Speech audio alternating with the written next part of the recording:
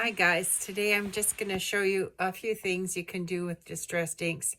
I learned a pretty cool thing today from one of my students of using photo photo paper and distressed inks. I've always done one where you can do stencils and stuff on top, but another one is to use the liquid method, the wet into wet method, where you just what they call smoosh across the paper. Anyway, I really like the results, so I'm going to demonstrate to you just a couple of those techniques.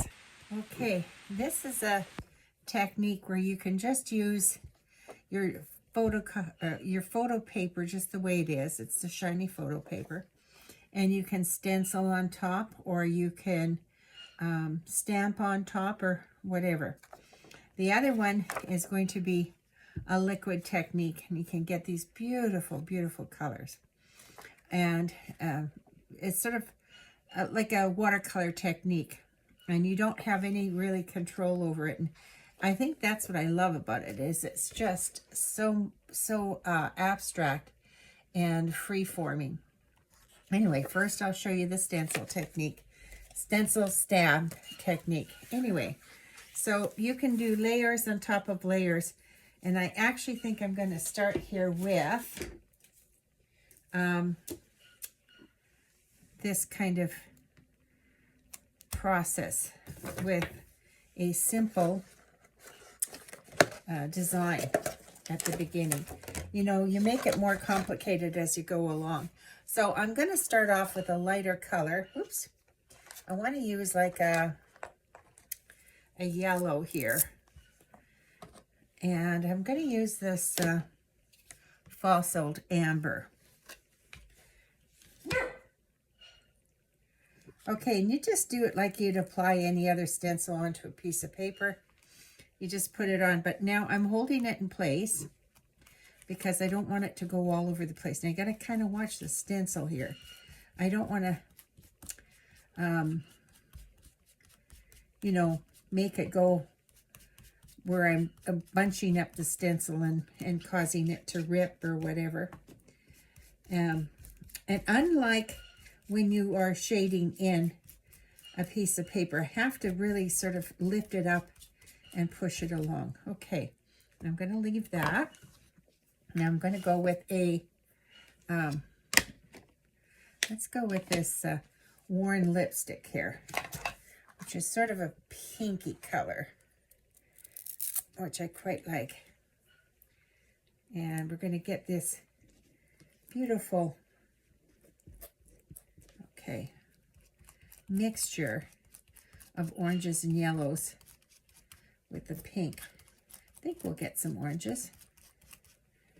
Okay, I may not cover the whole thing up because I'm going to put another stencil on top.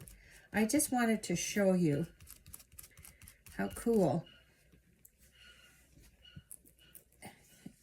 kind of effect you can get with this. Okay, so there it is. Oops, that's just the first application.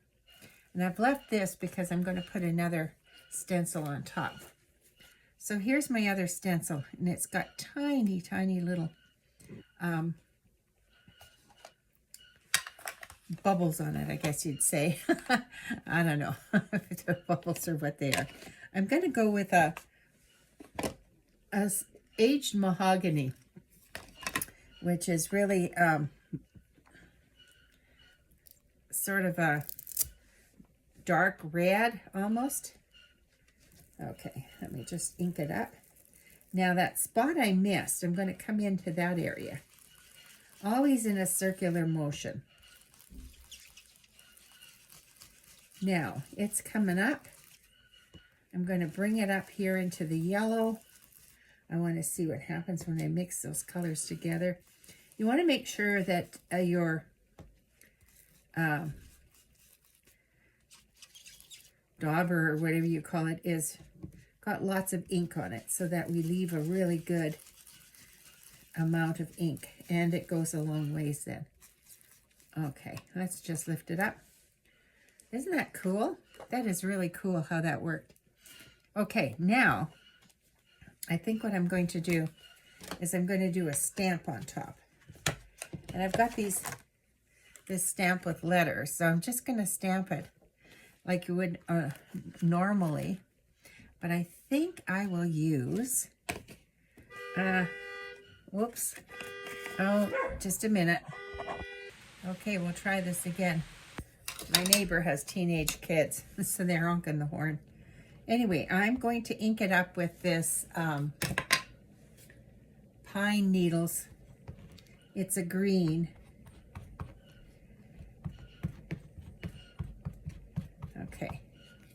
So now I'm going to stamp it on top of this. And maybe I'll do it crooked. Doesn't have to be straight. Oh, that S moved on me. Oh well. Ta-da! So pretty cool. You can use this in all kinds of other applications. Like I do a lot of journaling, so it would work really good with journaling as pieces of paper with different things on it. I think it turned out pretty good. I want to add some more of that bubble stuff in here. But I think I want to go with a this candied apple on it. So we're going to add more on top. So do I have a marker for the candied apple here? Let's do a candied apple here. Okay. This is quite a deep red. And this is an Oxide ink I'm using here. I'm just going to bring it. See, it's more orangey than the other one. And I like to play around and change it. There. I think I need some more though. Let's put some down here in this corner. Just holding it in place. There, okay. See, isn't that cool? So you can rip these up and use them, but I'll tell you, this photo paper is so receptive to these distressed inks. Okay, I'll get ready for the next one. Now, using the same colors, I'm just going to blot them onto I'm actually using a palette paper, and you can use anything shiny like plastic. I think you could probably even use, you know, what's that paper called? Parchment paper or wax paper. Okay, so I've just put my colors, stamped them down. I'm going to take my little spritzer and just spray it so it becomes liquefied. Now, I'm going to take my paper, make sure it's the shiny side, and this is called swooshing. Swoosh! Look at that. Oh, look at that. That stayed there too. But I can change it a bit, I think. Okay. Swoosh it again. Swoosh. Now that didn't turn out as well as I thought, because that that stayed there, but it's still pretty cool. Okay, what I'm going to do is get another sheet and do it again. And I think I have to remove this. Okay, I'm just using a baby wipe here to clean it off. Now, maybe I'll go with the blues here.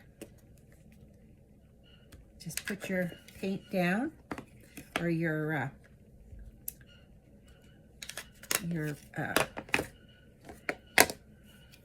distressed and oxide inks, whatever you want to use here.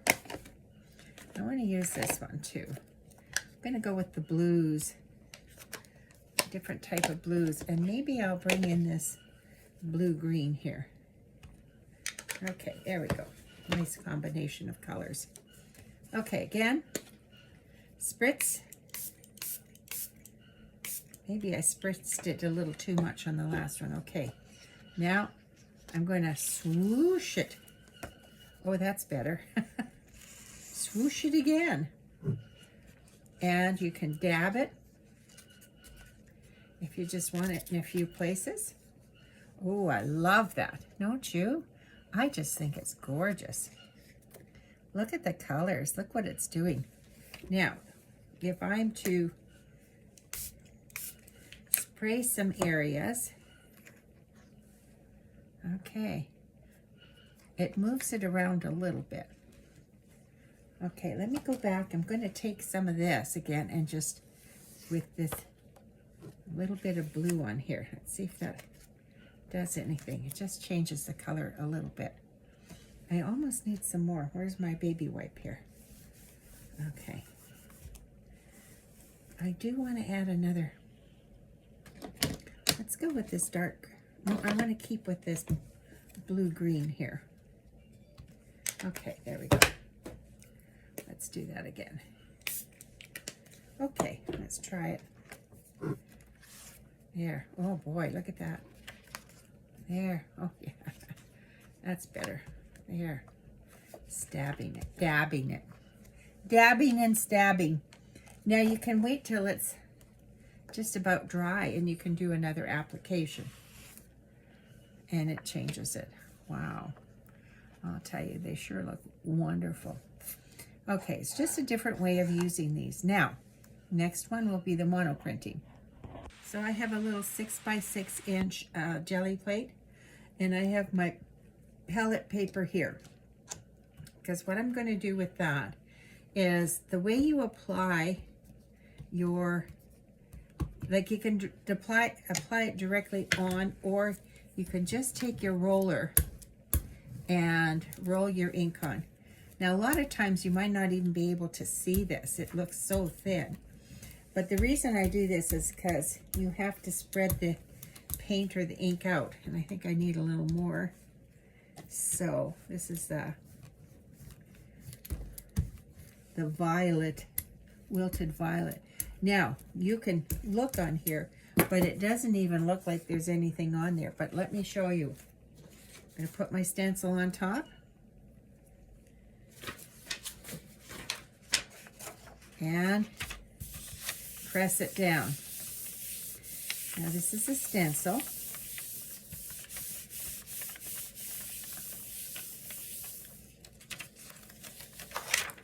Look at that. Even though you couldn't see it, it was still there.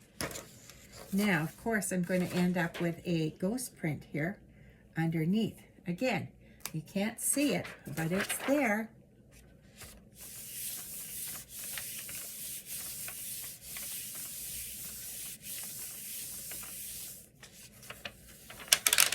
Oh, it's very faint, but it's there.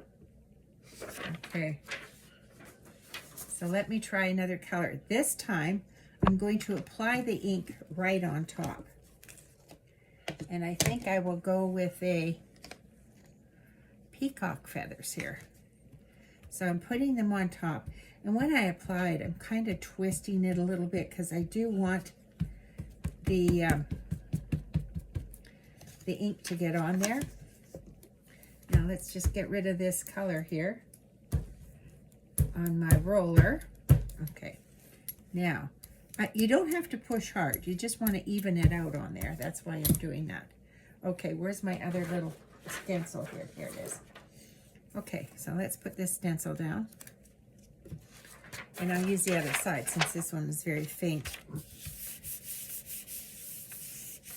And I'm pushing down. Anytime you've got a stencil on any kind of surface, you got to push down to make sure that you get into those little grooves. Now, I just want to have a peek. Oh yeah, there it is. Isn't that nice? Okay, now I should have a ghost print with this too. Yep, I can see it already. Let me put it on top of this one that I did before. On top of that purple. Now, I don't have it registered, so it's not going to come out even, but that doesn't matter. Oh, not too bad, but pretty cool. All right, so that is one way of doing jelly plate printing with a distressed ink or oxides. Okay, now this time I'm going to put one color down. Maybe I should register this, which means I'm going to tape a piece of paper down so the registration comes out, and we'll be right on the money here. Okay, so let me get a piece of tape here and just tape it down. There. Okay. So this is on. This is just one color. I'm going to take my roller, just sort of blend it out even. Take my roller. Okay, here's these other ones. I could offload my roller onto that. Okay, so let's put this on here. There. So now whatever I put on here is going to register because it'll be always on the same space. Okay, there you go. You could add different colors in here if you wanted to. I could go with my smaller roller and do that, in fact. Why didn't I do that? Why don't I do that? Here's a mustard seed. Let's do a mustard seed on the top. And go down to a feathered peacock down here. And let's do this worn lipstick in the middle. Oxides kind of sit on the top. Okay, so I'm going to do the yellow and then the pink. Let me offload it here a little bit. There. And now I'll do it on here. Okay. So now I'm going to put that on top of this blue and see what happens. Okay.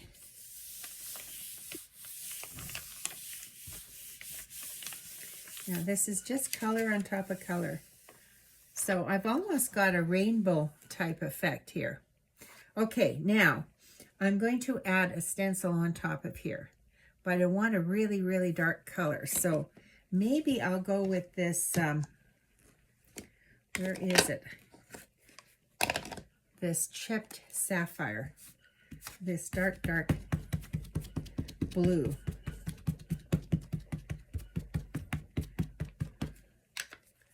Okay, now I'll use my roller, just level it out. Okay, let's get this guy, our stencil, and fill it in. Remember, push down. Okay, oh look, this is coming off. Okay, there, look at that. Isn't that cool? It almost looks like a rainbow. I like that effect. Now, because I still have more paper here, or colors underneath, what we would call a ghost print is under here. So I won't do anything else on here. I'll leave this as it is and call it a day for that print. See, it looks very, very good. Okay, so let's see what the ghost print looks like on here.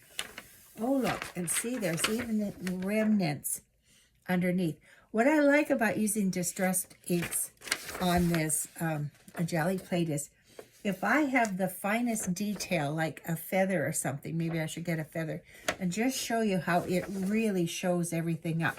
Okay, let me go get a feather. Okay, I got a feather, but I'm going to put half in this forest moss green and the other half in this seedless preserves. Okay. Now, let me just offload the color here. I'll just do it on the back of this. There we go.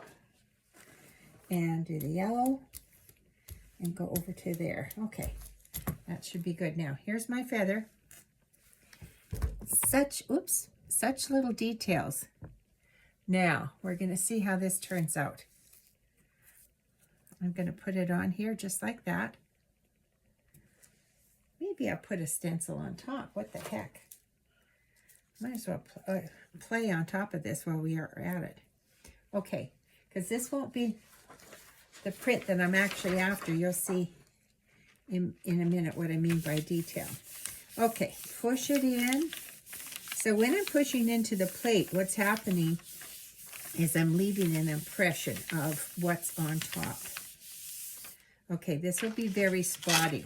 It's not going to say much about the feather until I take everything off. And I take this off, and the ghost print, it'll show up on the ghost print. You'll see what I mean in a second. Okay. There. Look at that. You can see that feather detail in there on the ghost print better than you could with the print with the stencil on it. Okay. It's very nice. Okay. I'm going to show you one more thing here with our jelly plate printing. Actually, I forgot to show you about the stamping part. You could do the stamping as well. So here's my stamp from before. And you have to remember something, though, that it's going to change here. Because my letters, I just want to show you this. Because the letters, if I was to stamp this on a regular sheet of paper, would show up normal. But now, when I put it on a jelly plate, stamp it in here. Okay, they're there, but they're not going to come out the same way. They're going to come out backwards. Watch this. This is pretty cool. See? So if you're going to stamp onto your plate, just make sure you don't have to worry about writing so much. Okay, that was the other thing I wanted to show you. But you can stamp anything on there, and it'll show up great. Okay, one more thing here. Okay, just like the smooshing we did on the palette paper, we're going to do the same kind of smooshing thing on our palette, or on our jelly plate. So I'm going to get, let's see, let's use this color. I'm not even going to worry about whether or not these are loaded in or not, because when you're smooshing, you're going to be adding water. Now you can add water, or you can add rubbing alcohol. So this one I'm just going to spray. Okay. And need a heavier paper for this because it's wet, so I'm using a cardstock. I'll just do part of it in smoosh. Oops. There you go. Smoosh again. Smoosh. Smoosh. There we go. Now, I'm going to do it again, but this time I'm going to do it using rubbing alcohol. Just to show you it's a little bit different. What colors? Let's go to this funny green color. Okay.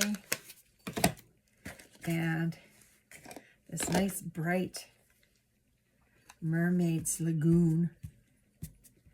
Okay. Now I've got some rubbing alcohol here that's in a spray form.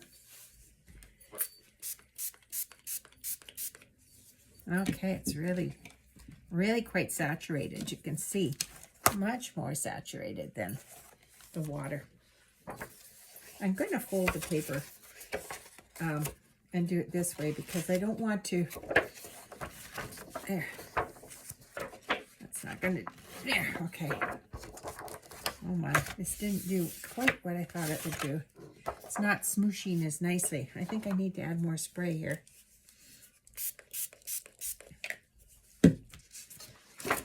Distressed and Oxide inks are water soluble, so that's why you can do this kind of thing with it.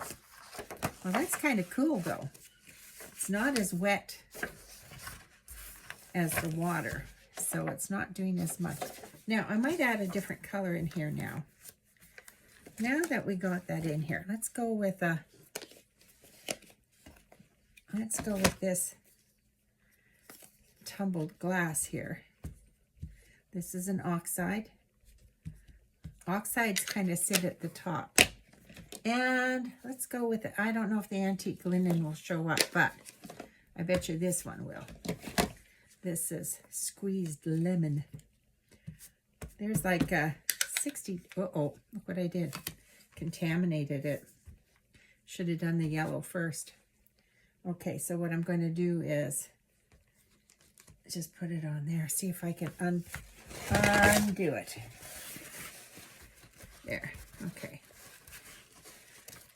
So if I put it on paper towel here just to clean it off, get rid of the green on there. Good, got it. Okay. There we go. Now, let's do this again. Think about using with rubbing alcohol is it dries very quickly, faster than water actually. I find anyway. But they're almost the same colors. Guess I wasn't being too adventurous. But it is pretty cool. Okay, I need some more saturation here. Alrighty. Okay.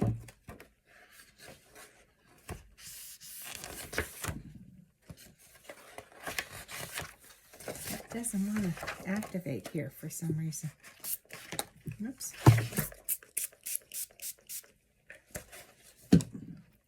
Are you stuck on there?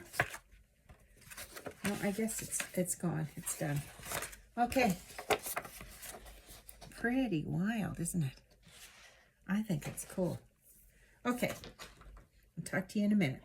Okay, just to recap here today.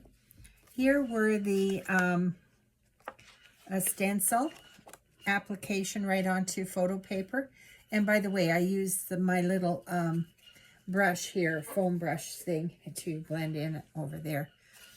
This one was a combination of different colors, a stencil and a stamp, two stencils and a stamp technique. Okay, then we did these smooshing ones.